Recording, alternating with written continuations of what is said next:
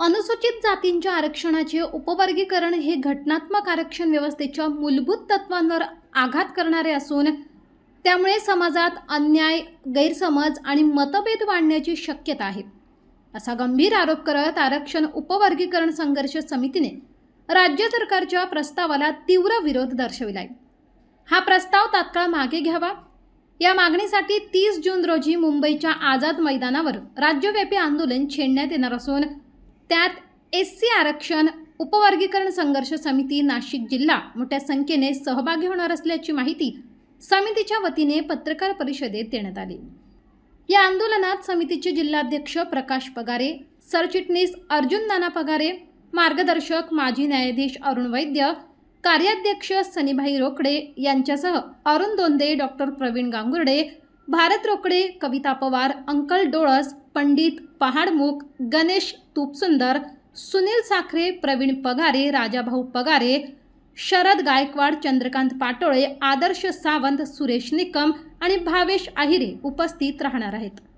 आंदोलनादरम्यान अनुसूचित जातींच्या आरक्षणाच्या उपवर्गीकरणासंदर्भातील विविध मागण्या शासनासमोर मांडण्यात येणार असून हा निर्णय मागे घेऊन घटनात्मक आरक्षण व्यवस्थेचे संरक्षण करण्याची मागणी केली जाणार आहे। या आंदोलनाच्या माध्यमातून शासनाचे लक्ष या गंभीर विषयाकडे वेधण्याचा प्रयत्न केला जाईल, असे समितीच्या वतीने स्पष्ट करण्यात आले असून याबाबत समितीचे जिल्हाध्यक्ष प्रकाश पगारे आणि सरचिटणीस अर्जुन नाना पगारे यांनी पत्रकार परिषदेत अधिक माहिती दिली। बाईट। येणाऱ्या 30 जून रोजी मुंबईला आझाद मैदानावर जो मोर्चा होणार आहे, उपवर्गीकरण विरोधी संघर्ष समिती नाशिकच्या वतीने समितीच्या वतीने नाशिक जिल्ह्यातील तमाम भीमसैनिक हे काही रेल्वेने जाणार आहे, काही 4 व्हीलर 2 व्हीलर ज्या पद्धतीने वाहन मिळेल त्या पद्धतीने हे मुंबईला रवाना होणार आहे। आणि आझाद मैदान येथे या महाराष्ट्रातून हजारो नाही तर लाखोच्या संख्येने भीमसैनिक, सर्व जाती धर्मातले बांधव हे उपस्थित राहणार आहे। तसेच आमचे समितीचे अध्यक्ष पगारे सर हे तुम्हाला सांगतीलच। SC आरक्षण सकाळी ती घ्या, म्हणजे 9 वाजेपर्यंत इथून असेल रोड। बोला। SC आरक्षण उपवर्गीकरण विरोधी संघर्ष समिती नाशिक जिल्ह्याच्या वतीनं आज शासकीय विश्रामगृह नाशिक येथे ही प्रचंड अशी पत्रकार परिषद होत आहे।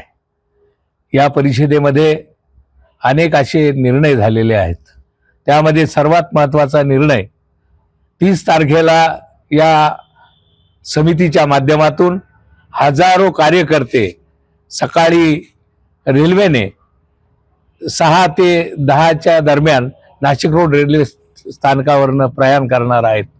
त्याचबरोबर उर्वरित कार्यकर्ते नानांनी सांगितल्याप्रमाणे 4 व्हीलर आणि 2 व्हीलरने मुंबई हायवेने आगेकूच करून आझाद मैदानावर येणार आहोत। आणि विशेष म्हणजे हे सर्व लोक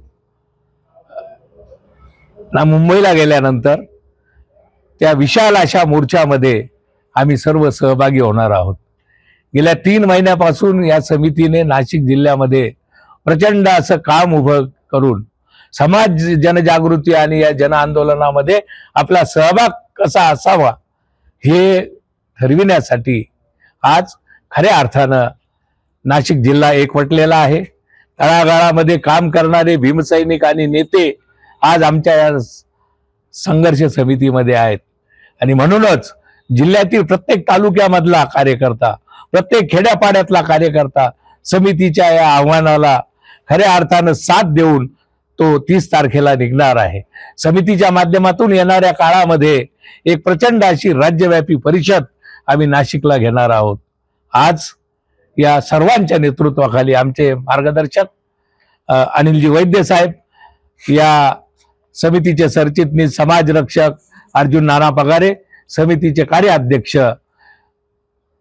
आमचे जुने पॅन्थर आणि आता सध्या शिवसेनेचे नेते असलेले सनीभाई रोकडे, त्याचबरोबर आमचे मार्गदर्शक अनिलजी वैद्य साहेब, त्याचबरोबर सुनीलजी साखरे, भरतभाई रोकडे, पंडितराव पहाडमुख, चंद्रकांत पाटोळे, गणेश तुपसुंदर, त्याचबरोबर प्रवीणजी पगारे, त्याचबरोबर आमच्या समितीचे मुख्य उपाध्यक्ष आमचे अरुण शेठ दोंदे, आमच्या महिला आघाडीच्या प्रमुख कविता पवार, त्याचबरोबर डॉक्टर प्रवीण गांगुर्डे.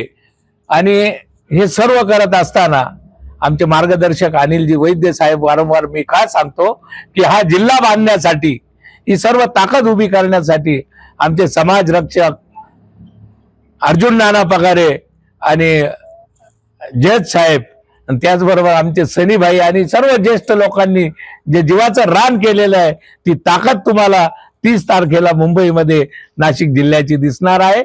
लाखो लोक महाराष्ट्रातून सुद्धा येणार आहेत आणि येणाऱ्या काळामध्ये ही समिती महाराष्ट्राचं नेतृत्व करण्यासाठी सिद्ध राहील असा एक तुम्हाला शब्द देतो. आणि पुन्हा एकदा या मोर्चाची तयारी करण्यासाठी उद्या परत आम्ही फिरणार आहोत आणि पुन्हा या सर्व मोर्चेकऱ्यांनी अतिशय शांततेत या मोर्चाला यावं असं समितीच्या वतीनं आवाहन करतो.